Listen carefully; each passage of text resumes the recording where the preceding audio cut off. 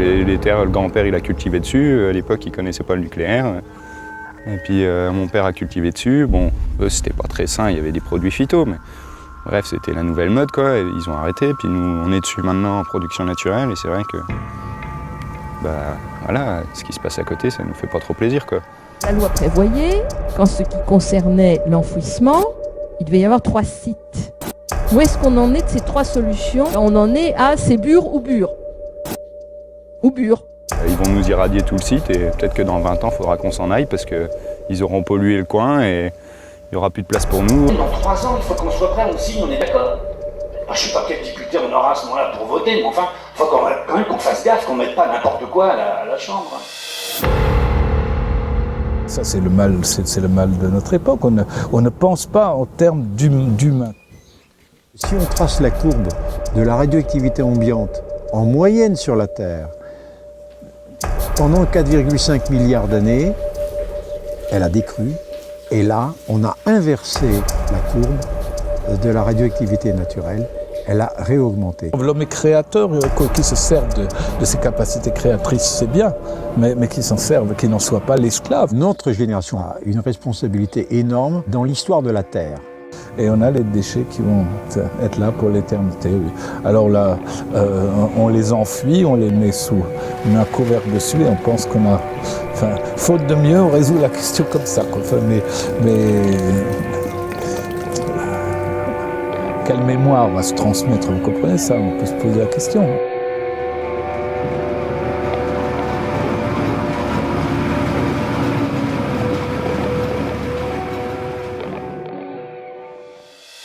L'idée, dès le départ, c'est, voilà, on a une ruine, c'est sûr qu'on a du mal à voir le bout maintenant, là, en 2005, mais ce qu'on veut à terme, c'est que quand les convois de déchets nucléaires, ils arrivent, de ici, on puisse organiser quelque chose et loger des gens qui vont s'opposer à ça. C'est un lieu où les gens se rencontrent et où, surtout, on crée du lien, en fait. Ici, c'est un jardin collectif, donc on fasse gaffe. Pas faire n'importe comment, parce que chacun après, ce sera peut-être pas toi, ce sera peut-être pas moi, qui viendront pour désherber, pour récolter. Apprendre à vivre ensemble, apprendre à communiquer, c'est un lieu militant. Même si on voulait avoir que des gens qui pensent comme nous, déjà entre nous, on ne pense pas forcément pareil. Les jeunes qui sont là, ils font leur jardin, ils font beaucoup de militantisme, ils essayent d'éveiller la conscience des gens. En donnant des arguments à des simples citoyens, à des associatifs, vous donnez des armes. Il est extrêmement important qu'il y ait des vrais contre-feux. Enfin, je dirais qu'on pose les questions, qu'on rappelle toujours, qu'on mette en garde, d'abord qu'on veille et qu'on mette en garde. Enfin, dans l'idée que même si ça prend des années, c'est un investissement qu'on fait pour la lutte antinucléaire. C'est-à-dire qu'on crée un outil qui après peut servir 10, 20, 25, 30 ans.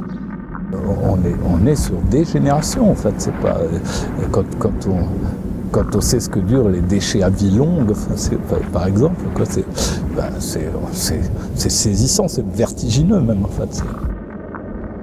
Plus on vieillit, plus on constate qu'on vit dans un monde déséquilibré, socialement, culturellement, et qu'on réfléchit à notre condition humaine, et puis c'est...